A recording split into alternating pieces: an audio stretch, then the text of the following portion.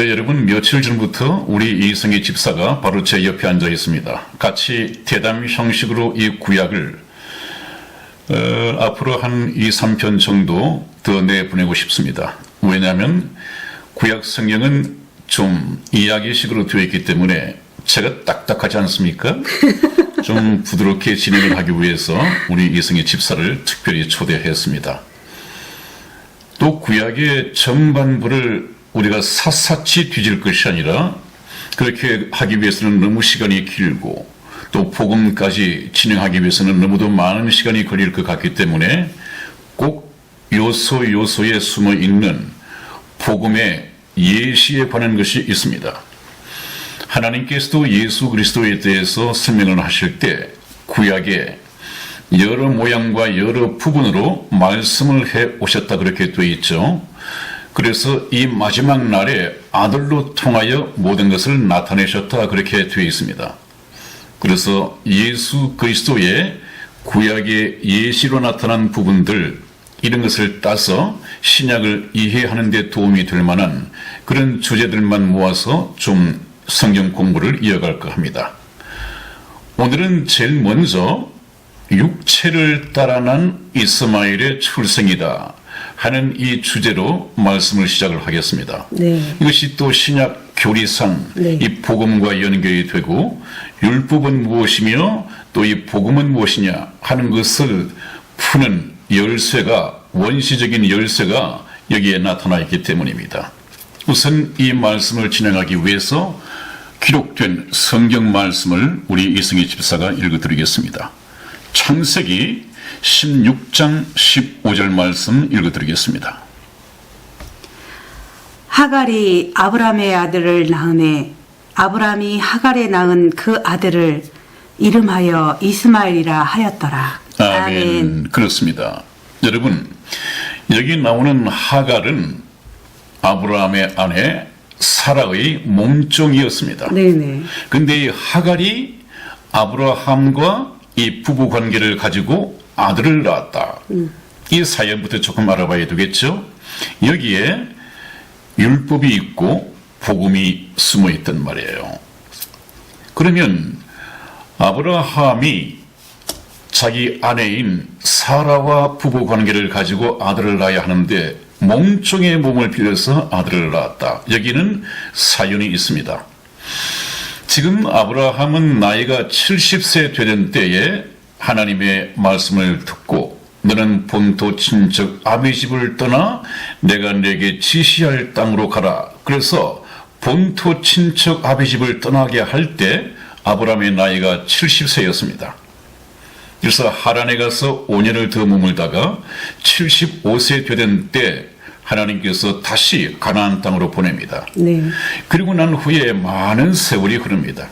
많은 세월이 흐릅니다. 많은 세월이 흘렀다고 하는 것은 아브라함의 나이도 더해갔고 또 사라의 나이도 더해갔습니다. 그래서 이제 두 부부에게 문제가 생겼습니다. 네. 또 이 사라에게 이제 급해졌죠. 네. 사라는 이 여자인데 나이가 많아져 버렸습니다.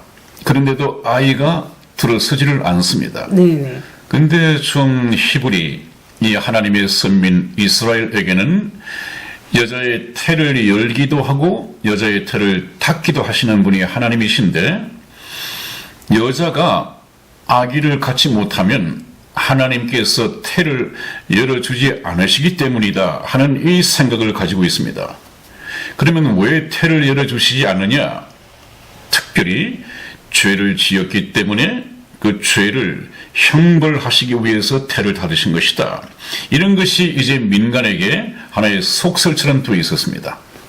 그러니까 사라가 계속 나이를 먹어가는데도 아이를 가질 수가 없으니까 마음이 급해지겠죠. 네. 남들에게 저 여자는 무슨 죄를 하나님 앞에 지었건데 저 나이 되도록 아이가 하나도 없느냐.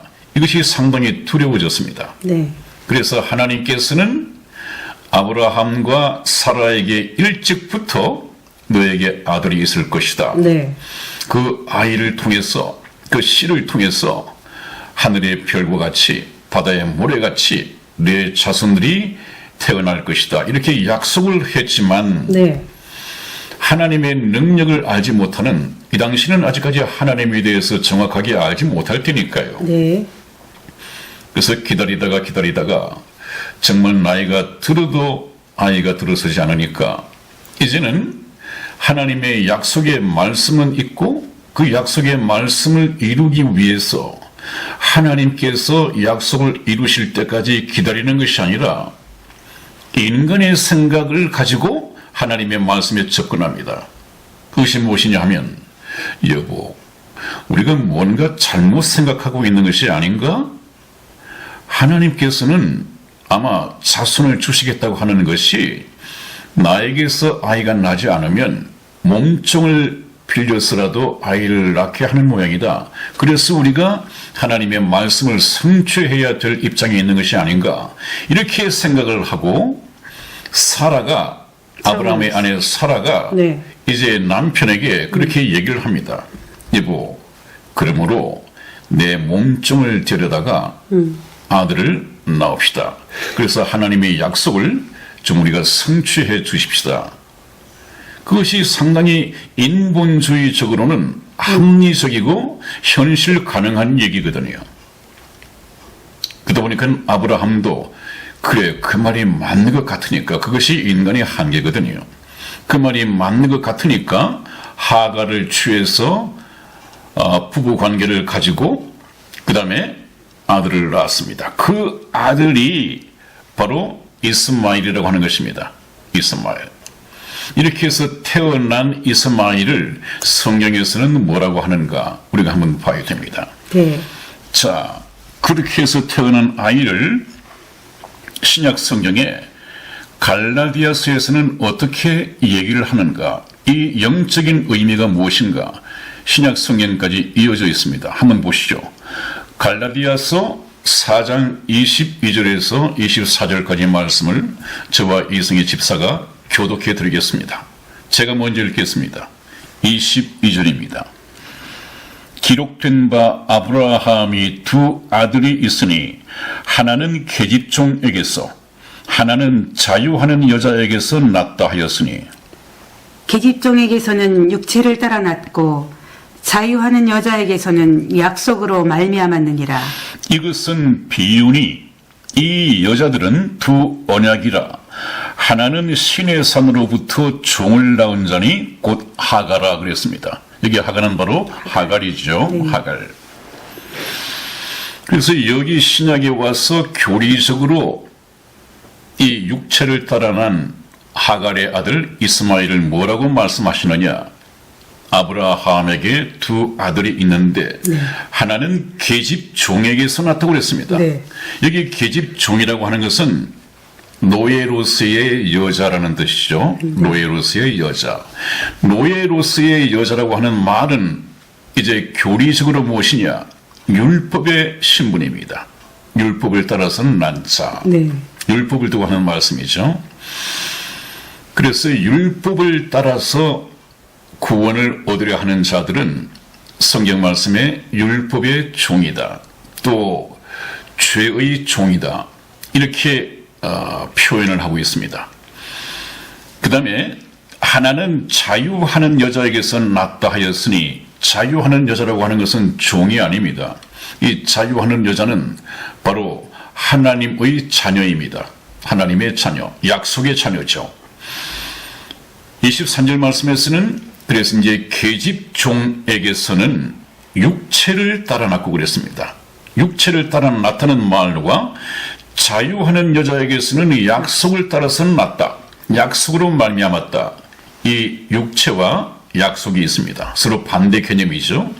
육체를 따라 낳다고 하는 것은 항상 성경에서 육체라고 하는 것은 영과 대조되는 의미에서 사용되는 말입니다. 영과 육체. 육체라고 하는 것은 죄성을 가지고 이 세상에 태어난 이 육체를 말하는 것이고 그 육체를 가지고 이 세상을 살아가는 육체의 성품을 통틀어서 말할 때 육체를 따라서 낳았다 그렇게 말합니다. 죄의 몸이죠. 죄의 몸. 그래서 죄의 몸으로 태어난 사람들은 어쩔 수 없이 율법에서 정하는 죄의 종으로서 살아갈 수밖에 없습니다. 하나님 앞에서 자유함이 없는 것이죠. 항상 죄짐을 지고 이 세상을 살아가기 때문입니다. 그러나 자유하는 여자에게서는 약속의 말씀으로 말미암았느니라. 육체를 따라 났다고 하는 것은 또 다른 의미에서 자연 법칙. 네.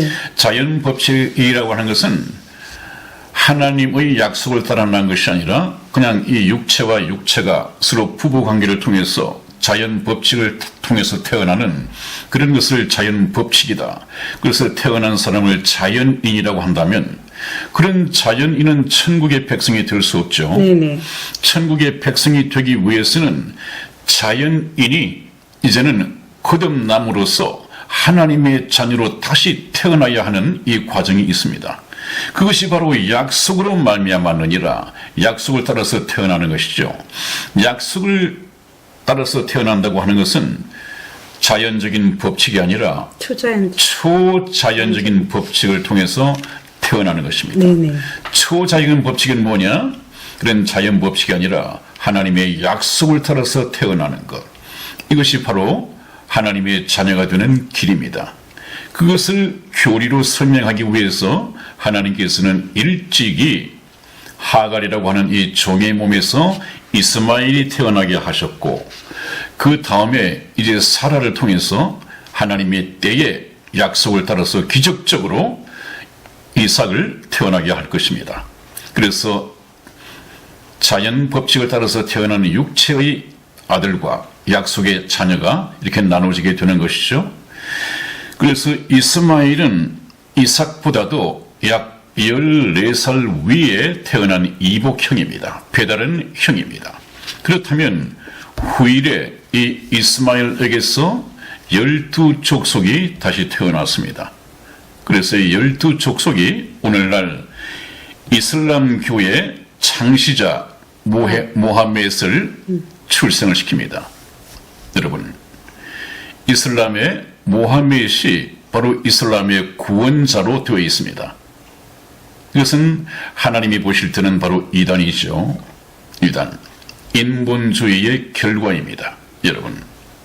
그래서 이 육체를 따라는 하나님의 뜻을 따라서 태어난 것이 아니라 하나님의 약속을 잘못 이해를 해가지고 만들어낸 이 이스마엘 때문에 오늘날의 이 유대인과 바로 이슬람, 이 아랍이 얼마나 민족적으로 대립을 하고 있습니까?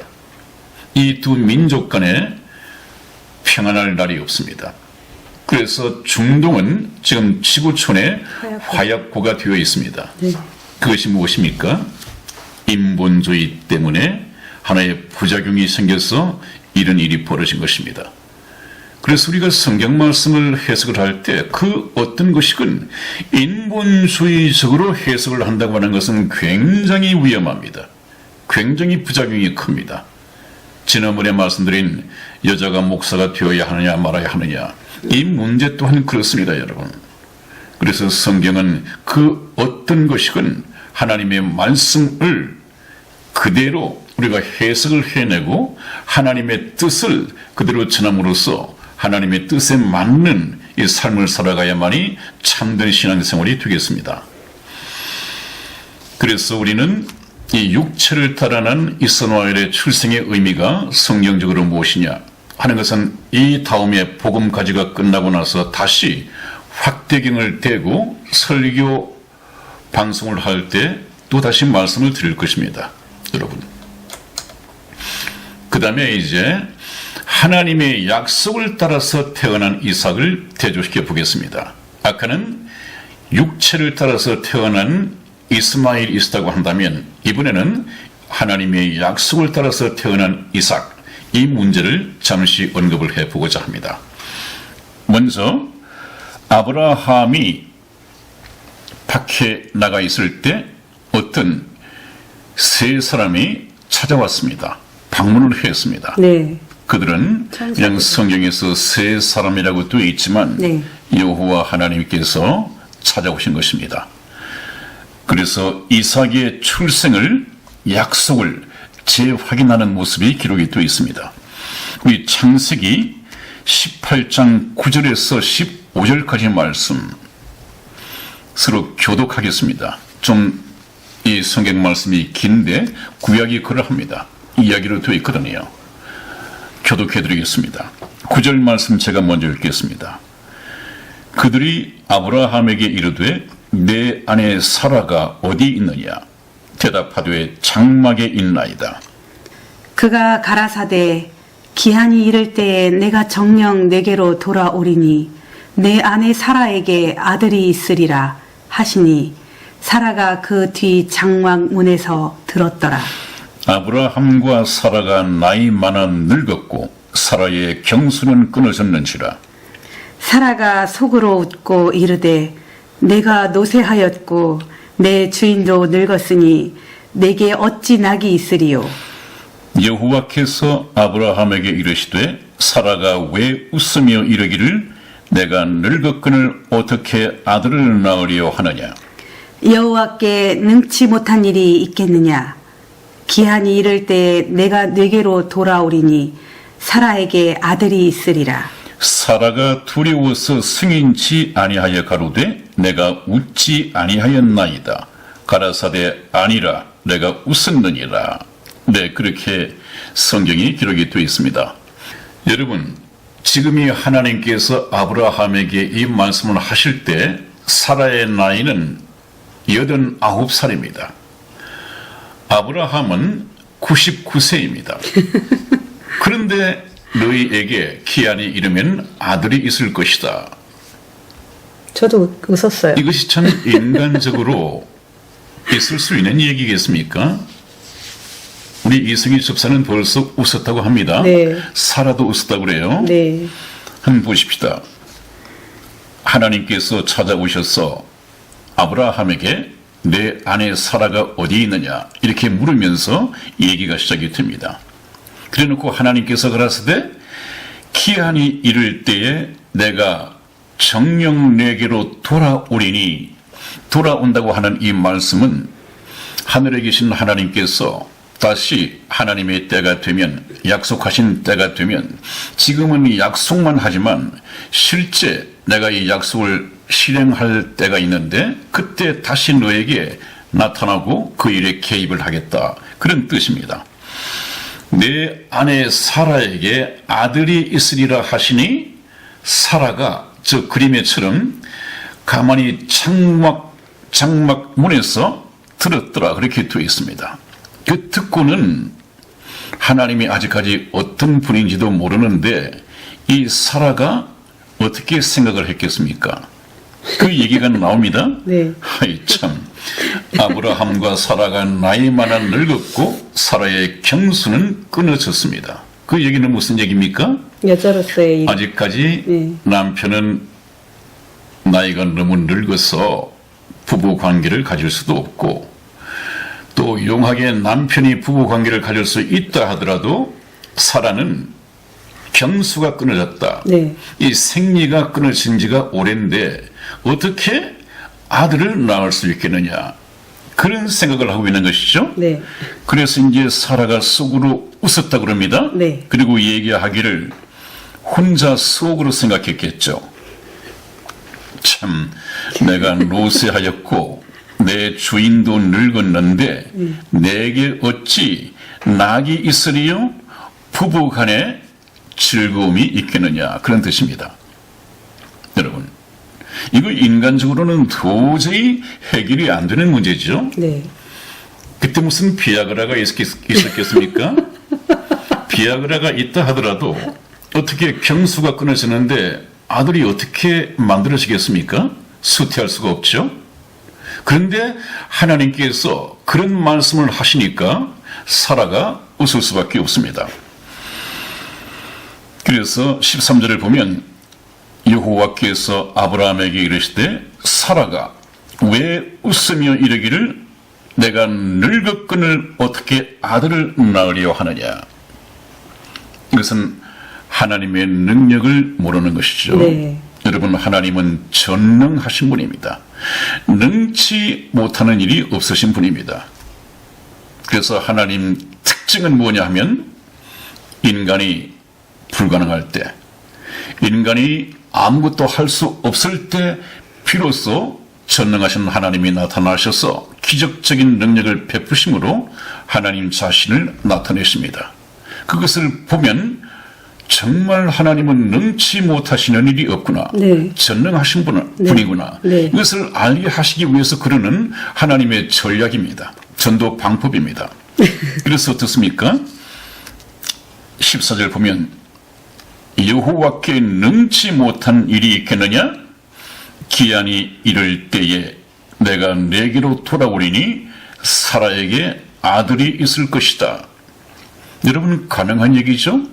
하나님께서는 인생의 생사화복을 주관하시고 크게는 한 나라의 흥망성쇠를 좌우하시는 분인데, 하나님께서는 여자의 태를 여시기도 하고 닿게 하실 수도 있고, 열어진 태를 닿게 하실 수도 있고, 닫혀진 이 태를 여실 수도 있는 분이십니다. 아직까지 사라와 아브라함에게는 그런 믿음이 없단 말이에요. 하나님에 대한 무지함입니다. 그래서 하나님께서는 하나하나 하나님 자신을 계시해 가시는 과정이죠. 네. 네. 그랬더니 이제 사라가 웃어놓고 하나님이 그렇게 지엄하게 말씀을 하시니까 두려운 나머지 하나님의 말씀 웃었다고 하는 말을 인정하지 아니하고 가로되 내가 웃지 아니하였나이다. 그랬더니 하나님께서 다시 아니다. 내가 웃었느니라. 이렇게 마무리를 짓습니다. 저도 그랬을 것 같아요, 네, 목사님. 그렇습니다. 누군들 하나님이 어떤 분인가를 모른다면 네, 네. 누군들 그랬을 것입니다. 그래서 여기서 가르치는 것은 무엇입니까? 인간의 한계는 자연 법칙을 뛰어넘을 수가 없다. 그러나 하나님께서는 자연 법칙을 만드신 분도 하나님이시고, 하나님께서는 자연 법칙을 초월하여 초자연적인 능력을 베푸실 수 있는 분이십니다. 그분이 바로 하나님이십니다. 네. 그래서 이제 여기서부터 하나님 자신을 하나하나 나타내시고 하나님을 깨닫게 그리고 믿게 해가시는 과정입니다. 그리고 난 후에 이제 창세기 21장 1절에서 5절을 보면 참 어처구니 없던 이 생각대로 하나님의 능력에 의해서 기적적으로 이삭이 출생합니다. 한번 교독해 드리겠습니다. 1절 말씀 제가 읽겠습니다.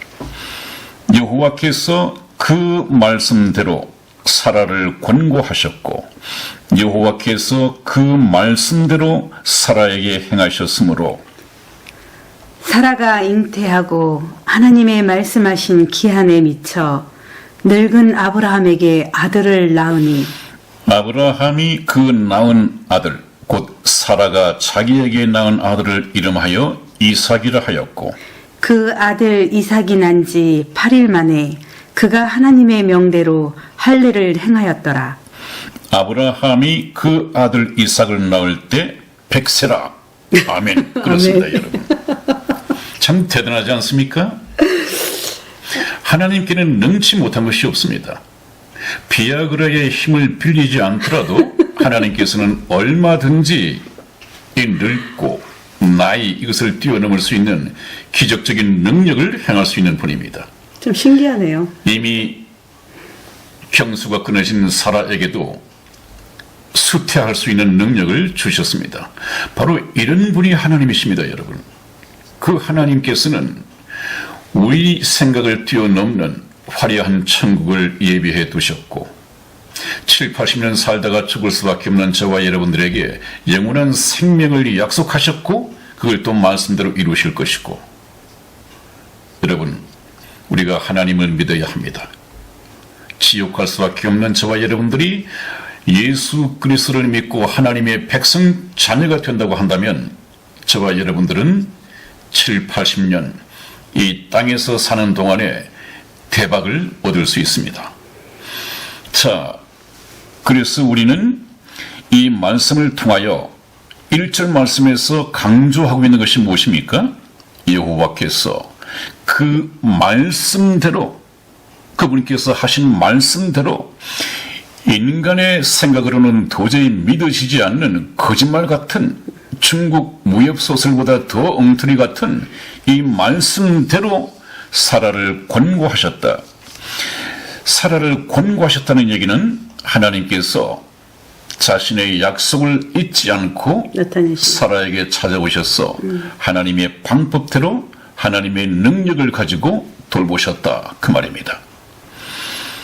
여호와께서 다시 그러죠. 그 말씀대로 사라에게 행하셨으므로 그 말씀이 무엇입니까? 사라 너에게 아들을 내가 경수가 끊어졌지만 아들이 있을 것이다. 이 말씀을 이루시기 위하여 찾아오셨습니다.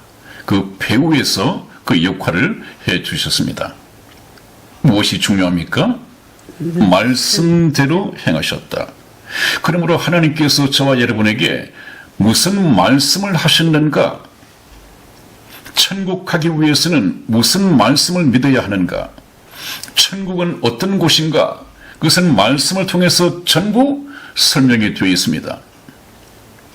그러니까 우리가 하나님을 알고 천국을 알고 하나님에 대해서 예수 그리스도에 대해서 성령에 대해서 알자면 성경 말씀을 떠나서는 안 됩니다. 이것은 기도한다고 알아지는 것이 아니라 금식한다고 알아지는 것이 아니라 이것은 성경 말씀을 통해서만 알게 되고 깨닫게 되고 깨달아서야만이 믿을 수 있게 되는 것입니다. 그 성경의 원리를 우리가 알아야겠죠. 하나님께서는 말씀대로 반드시 행하십니다. 그분은 인생이 아니시기 때문에 시건치 아니하시고 그랬죠. 네. 하나님께서는 하신 말씀을 번복하시거나 또 하나님께서 하신 말씀을 실행치 않으시는 분이 아니단 말이죠. 말씀하신 그대로 기적을 행하시고 인간이 믿든 믿지 않든 하나님께서 행하셨습니다. 그래서 낳은 아들이 기적적으로 하나님의 약속을 따라서 태어난 이 아들이 바로 이삭입니다. 네. 그러면 이삭은 영적으로 무엇을 의미합니까? 신약에 와서. 네, 예수님을 예표할 것 같아요. 네, 초자연적으로 네. 예수님을 믿고 예수님을 영접함으로 말미암아 태어나게 되는 네네. 자연 법칙이 아닙니다. 네네. 물과 성령으로 거듭나는 것입니다. 네. 이것은 이 땅에서 육체를 따라 태어나는 것이 아니라 네. 바로 하나님으로부터 직접 태어나는 것입니다. 하나님의 씨는 무엇입니까? 말씀입니다. 또 하나님께서 생명을 태어나게 하는 이 역사는 무엇입니까? 성령입니다. 그러므로 물과 성령으로, 물은 바로 말씀이죠. 네. 말씀과 성령의 역사로서 태어나야만이 초자연적인 약속의 자녀가 되는 것입니다. 그게 이제 구원받은 성도들이라는 것도 예표하는 거죠, 그렇습니다. 목사님? 네. 그렇습니다. 네. 그러므로 우리는 육체로 한번 태어났고 네. 육체로 한번 태어났으면 거듭난다고 하는 것이 무슨 말입니까? 다시 태어난다는 것 아니에요. 다시 태어난다고 하는 것의 영어는 하늘로부터 이제 태어난다고 하는 것입니다. 하늘로부터. 그것이 이제 영적인 하나님의 자녀가 되는 것이죠. 네. 네, 그 다음에 또 우리가 알아봐야 할 것이 네. 이삭의 출생은 바로 예수 그리스도의 모형이었다. 훗날 오시게 될 예수님의 모형이 이미 창세기에 시작되어 있고 네. 여러 모양과 여러 부분으로 선지자를 통해서 미리 말씀을 해주셨단 말이죠. 저희 선한 목자 텔레비전은 참 아들 예수 그리스도 마지막 날에 예수 그리스도를 통해서 다 나타내신 그 구약의 복음들 예수 그리스도의 모형들을 하나하나 공부하는 목적이 바로 그것입니다. 구약은 설계 도면이라고 했죠. 아들 예수 그리스도는 설계 도면의 완성 작품입니다. 성경을 통해서 예수 그리스도를 본다면 정확하게 깨달을 수 있을 것입니다. 어떤 점에서 이삭은 바로 예수 그리스도의 모형이냐? 첫 번째, 예수님의 탄생에서 그러했듯이 이삭 출생도 오래전부터 미리 예고되어졌습니다. 아들을 주실 것이다, 주실 것이다. 아들을 낳기 적어도 한 30년 전부터 말씀을 최초로 하셨고 계속해서 중간중간 언급을 했습니다. 그 다음에 두 번째는 하나님께서 정하신 때에 출생하셨다. 하나님은 항상 때를 두시고 일정표대로 일을 하신다고 그랬죠. 천하의 범사가 기한이 있고 모든 목적이 이룰 때가 있다. 하나님은 때를 가지고 타임 스케줄을 가지고 일을 이루어 가십니다. 우선 이삭 한번 보시죠. 창세기 21장 2절 말씀을 우리 이승희 집사 읽어드리겠습니다. 사라가 잉태하고 하나님의 말씀하신 기한에 미쳐 늙은 아브라함에게 아들을 낳으니. 아멘. 아멘. 그렇습니다, 여러분. 사라가 잉태하고 하나님께서 말씀하신 기한에 미쳐 하는 것은 그 기한에 이르러 그 기한이 되자마자 그랬죠? 그 기한에 미쳐 늙은 아브라함에게 아들을 낳으니, 이 늙은 하는 것은 바로 육체의 몸으로는 아이를 자연 법칙에 따라 낳을 수 없지만 경수가 끊어지고 나이가 늙었음에도 불구하고 하나님의 능력 약속대로 이삭이 태어났다는 그것을 설명하기 위해서 그랬습니다. 기적적인 출생이죠. 그 다음에 예수님은 어떠했는가? 예수님은 그냥 하늘에서 뚝 떨어졌는가? 그렇지 않습니다. 우리 갈라디아서 4장 4절 말씀을 이승희 집사 다시 읽어드리겠습니다. 때가 참에 하나님이 그 아들을 보내사 여자에게서 나게 하시고 율법 아래 나게 하신 것은. 아멘. 아멘. 네, 거기까지만이요. 아들 예수님도 때가 참에 그랬습니다. 네. 이 때가 찬다고 하는 것은 하나님께서 작정하셨던 그 때가 참에 그랬습니다. 그러면 하나님께서는 아들 예수 그리스도를 이 땅에 이 역사 속에 보내시겠다는 약속을 언제부터 했느냐? 에덴 동산에서부터 했습니다. 여자의 후손이 갈 것이다. 에덴 동산에서부터 약속을 했는데 네. 약속하신 때로부터 2000년. 4000년 만에 예수 그리스도께서 태어나셨습니다. 그래서 갈라디아서에서 때가 참에 하나님이 그 아들을 보내사 여자에게 나게 하시고 그랬습니다. 하나님은 때를 가지고 계십니다. 자, 그 다음에 예수님도 그러했고 이삭도 그러했고 태어나기 이전부터 이미 이름이 지어져 있었습니다. 네. 이삭도 그랬고 아들을 낳으려니 이름을 이삭이라 하라. 또 예수님도 아들을 낳으리니 그 이름을 예수라 하라. 네. 그런 의미에서 이 약속의 자녀 이삭은 예수 그리스도의 모형입니다. 그 다음에 네 번째는 이삭도 예수님도 모두 초자연적인 탄생 기사를 가집니다. 초자연적인 탄생. 이삭도 자연 법칙으로서는 태어날 수 없는 아들이었죠. 네. 이미 설명을 드렸습니다. 네. 예수님도 동정녀 마리아에게 네. 부부 관계 없이 남자를 알지 못했던 남자와 육체 관계를 가지 않았던 동정녀 마리아에게서 수태되어지고 태어났습니다. 이것도 기적적인 출생입니다. 네. 이런 점에서 같다고 하겠습니다. 그 다음에 말씀을 들어갔으면 좋겠습니다만은 지난번 시간이 좀 길었었죠. 네네.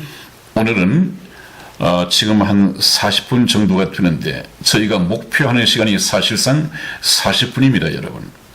여러분들을 위해서 그렇고 저희들은 괜찮습니다만은 여러분들을 위해서 40분입니다. 네. 여러분 저희 방송이 좀 지루하시고 때로는 너무 말씀에 치우치다 보니까 상당히 지겨울 때가 있죠. 거기다가 목사까지 좀 딱딱하고 그래도 말씀을 인내하면서 들으셔야 됩니다. 하나님의 인내를 배우고 아무 데서는 어떤 교회에서도 아마 이런 성경 위주의 말씀을 공부할 수가 없을 것입니다. 한번 교회에 다녀보십시오.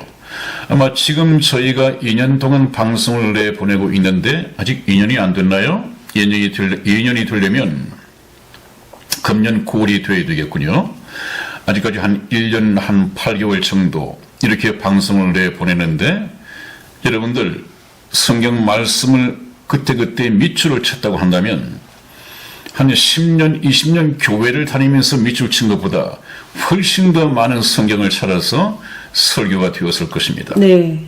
믿음은 들음에서 나며 들음은 그리스도의 말씀으로 말미암는다고 했습니다.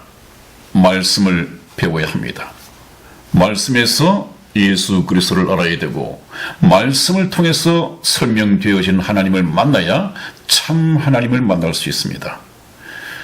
오늘날 여러분들을 미혹하는 내가 천국을 갔다가 온 목사다. 천국을 갔다 온 사람이다. 네. 이런 참 미혹된 말들이 얼마나 많이 퍼뜨려지고 있습니까? 또 보니까 조회수도 굉장히 많이 올라가 있더라고요. 그게 미혹되면 안 됩니다, 여러분. 성경에는 그런 일이 있을 수가 없습니다. 딱 한 번 사도 바울이 하나님께 끌려서 삼청천회를 갔다 왔는데 네네. 그 삼청천에서 본 것은 말하지 말라고 되어 있습니다. 그래서 삼청천에 갔다 온 것만 소개를 하고 구체적으로 어떤 일이 있었는지 성경에서는 비밀에 붙여주고 있습니다. 왜냐하면 그것은 하나님의 방법이 아니거든요. 그래서 여러분들 성경 말씀을 배우면서 하나님께서 말씀하지 않은 것은 전부 다 인본주의적인 것이고 이단적인 것입니다. 그래서 저희는 성경에 충실해서 여러분들이 불신자에서 기독교인이 되고 기독교인이 참 크리스찬이 되고 하나님의 자녀가 되어서 천국으로 가기에 합당한 천국의 백성이 되도록 인도를 할 것입니다.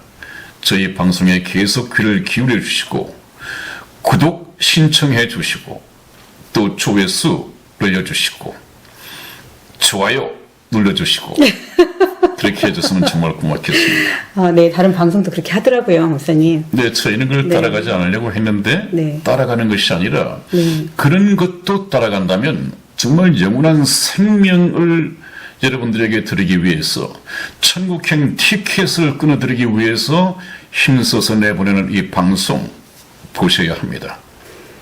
참, 목사님 설교가 네, 정말 교양 강좌가 아니잖아요. 그렇습니다. 생명의 말씀, 말씀이죠. 진리의 말씀, 네. 그 잠자고 있는 영혼을 깨어나게 하고 죽은 영혼을 살리게 하는 정말 이보다 더한 일이 어디 있겠습니까? 인생의 목적인데요. 인생이 이 말씀을 듣고 영혼이 거듭나고 천국에 가기 위해서 7, 80년간 살도록 하나님께서는 수명을 허락하셨습니다. 네. 네, 여러분 오늘도 여기까지 모시겠습니다. 다음 시간에 뵙겠습니다. 건강하십시오. 안녕히 계세요.